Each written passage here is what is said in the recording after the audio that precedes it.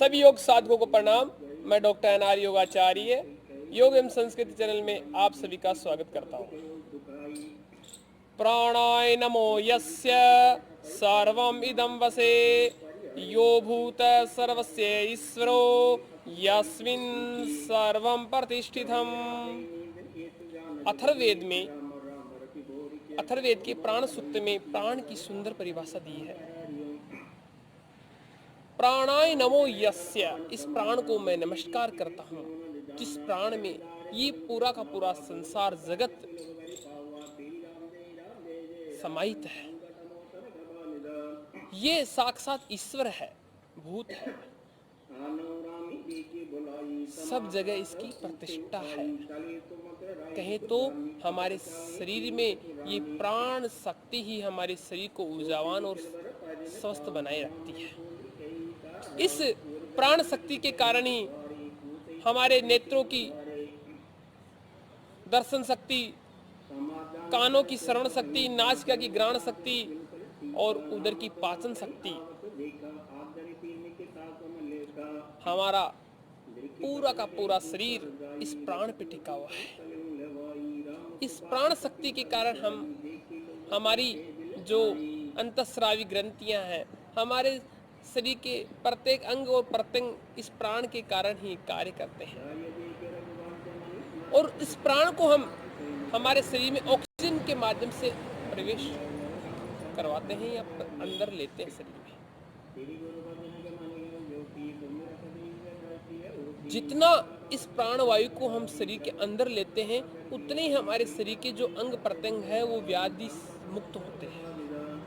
जितनी ऑक्सीजन की मात्रा हमारे शरीर में प्रवेश करेगी उतना ही हमारा शरीर रोगों से मुक्त होगा, दूर होगा। वो प्राण वायु, वो प्राण शक्ति हमारे शरीर में कैसे प्रवेश करे, इसके लिए हमें प्राणायाम करना चाहिए। सामान्य जो श्वसन क्रिया करते हैं उसमें तो हम मात्र 500 ml वायु हमारे शरीर में प्रवेश करती है फेफड़ों में, लेकिन जब हम श्वास अंदर भरते हैं प्राणायाम में तो 4500 ml तक हमारे शरीर में प्राणवायु प्रवेश कर लेती है। और जिसकी फेफड़ों की क्षमता अधिक होती है तो 8000 तक ऑक्सीजन प्राणवायु हमारे शरीर में फेफड़ों में प्रवेश कर जाती है। इस प्राण शक्ति के कारण ही हमारा शरीर स्वस्थ और निरोगी बना रहता है। जैसे ही हम इस प्राणायाम के माध्यम से श्वास अंदर भरते हैं तो हमारे जो पसलियां हैं ऊपर की ओर उठती है और हमारा जो डायफ्राम है वो नीचे की ओर दबता है और जो फेफड़ों में जो दबाव होता है कम होता है और फेफड़ों में ऑक्सीजन अंदर जाती है और अंदर जाकर के वो हमारे दोषों को दूर करके प्रश्वास के साथ में बाहर निकाल देती है।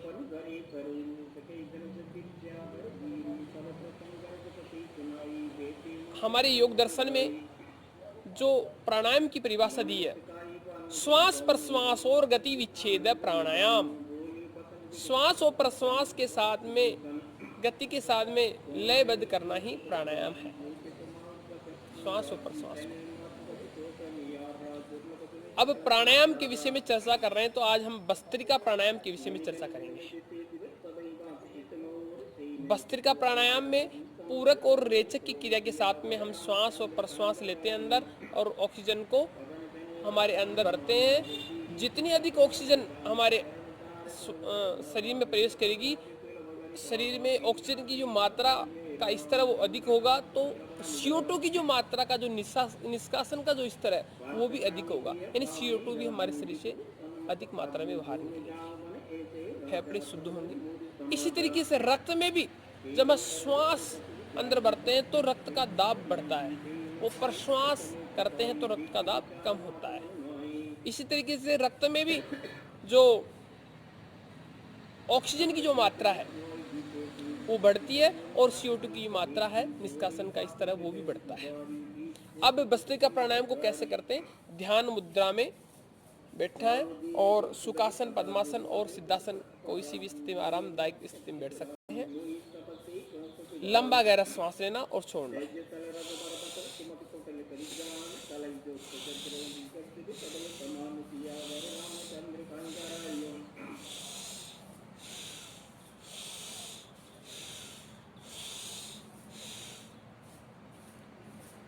मेरे हाथ की स्थिति के अनुसार हम श्वास अंदर भरेंगे, छोड़ेंगे।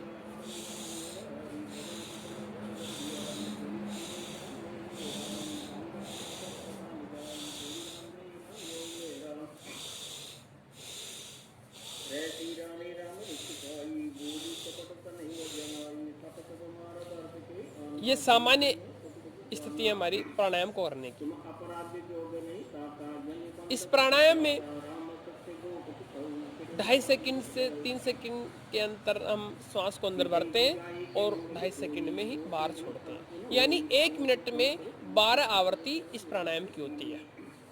एक स्वस्थ व्यक्ति को प्रतिदिन 5 मिनट ये प्राणायाम करना चाहिए।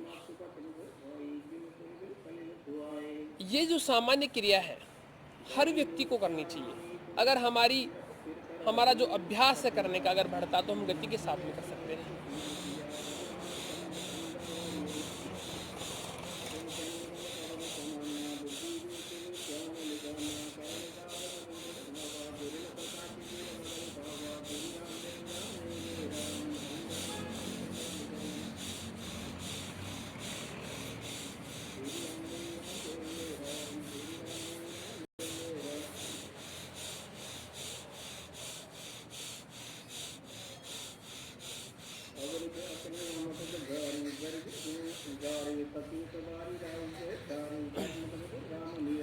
अब इस प्राणायाम को गति के साथ में किसको नहीं करना चाहिए?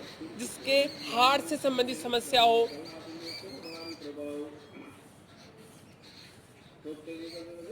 ग्रीष्म ऋतु में ज्यादा नहीं करें इसको, और जिसके कफ से संबंधित समस्या हो। क्योंकि जब हमारे नाक के दोनों छिद्र बंद होते हैं, कफ की प्रवृत्ति अधिक होती है, तब तो हमें एक नाक के एक छिद्र से ही श्वास को खेलना और छोड़ना।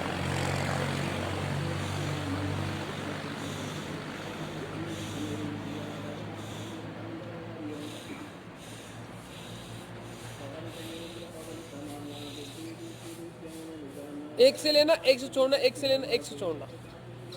जब कफ की प्रवृत्ति अधिक होती है तब, और सामान्य गति से करना चाहिए। इस प्राणायाम को करने से क्या होगा? इस प्राणायाम को करने से श्वास से संबंधित जो समस्याएं हैं वो दूर होती है। हमारे सर्दी, जुखाम, पुराना नजला, एलर्जी आदि समस्याओं से हमारा शरीर मुक्त होता है, आदि समस्याएं दूर होती है। थायराइड, पैराथायराइड, टॉन्सिल आदि की समस्या, गले से संबंधित जो समस्याएं वो भी दूर होती है।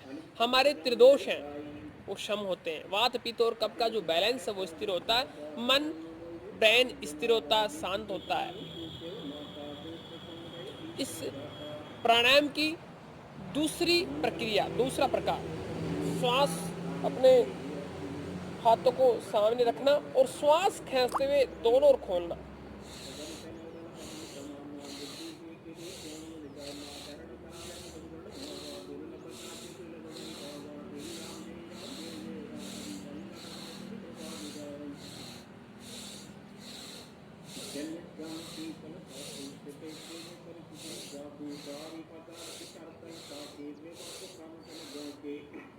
इससे हमारे चेस्ट की चौड़ाई बढ़ेगी,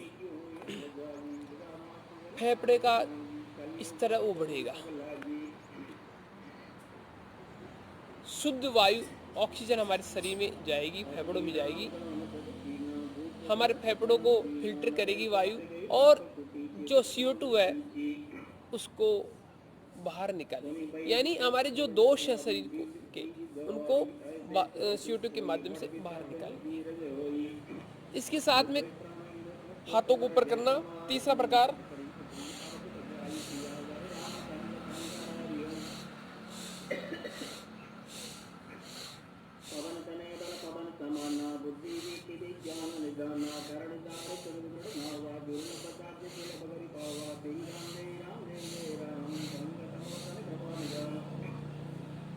यानी श्वास को भरते हुए हाथों को नीचे लाना, छोड़ते हुए ऊपर की ओर ले जाना।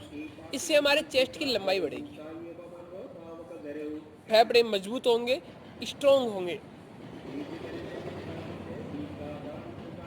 और चौथा प्रकार इसका, दोनों हाथों को सामने और श्वास भरते हुए इस कंधों के पास मिलाना।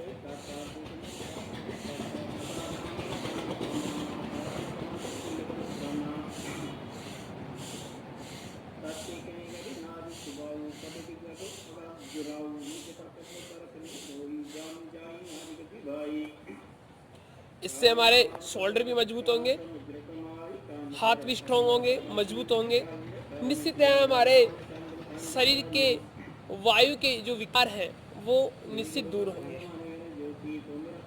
इसके साथ साथ में हमारे शरीर में जो हम दवा के रूप में केमिकल साल्ट और हार्मोन्स लेते हैं दवा के रूप में, अगर हम प्रतिदिन इस प्राणायामों का अभ्यास करेंगे तो हमारा शरीर जो केमिकल साल्ट और हार्मोन्स का जो संतुलन है वो हमारे शरीर में ये हार्मोन्स और केमिकल बनने लगेंगे और संतुलन बनने लगेगा, इनका स्वतः प्रक्रिया होने लगेगी। तो हमें नित्य इस क्रिया को कम से कम एक स्वस्थ व्यक्ति को 5 मिनट भस्त्रिका प्राणायाम को करना चाहिए और हमारे कवच को मजबूत और स्ट्रॉन्ग बनाना चाहिए, क्योंकि ये हमारा जो लंग्स है वो एक हमारा कवच है। कवच मजबूत होगा तो कोई भी हमें छू नहीं सकता, कोई भी बीमारी हमारे अंदर प्रवेश नहीं कर सकती, क्योंकि वायरस और वायरल जो जनित समस्याएं हैं वो हमारे लंग्स और फेफड़ों को ही प्रभावित करती है। मित्रों, ये वीडियो आपको पसंद आया होगा, इसको लाइक करें, शेयर करें, हमारे चैनल को सब्सक्राइब भी करें ताकि आने वाले वीडियो आपको निरंतर मिलते रहें।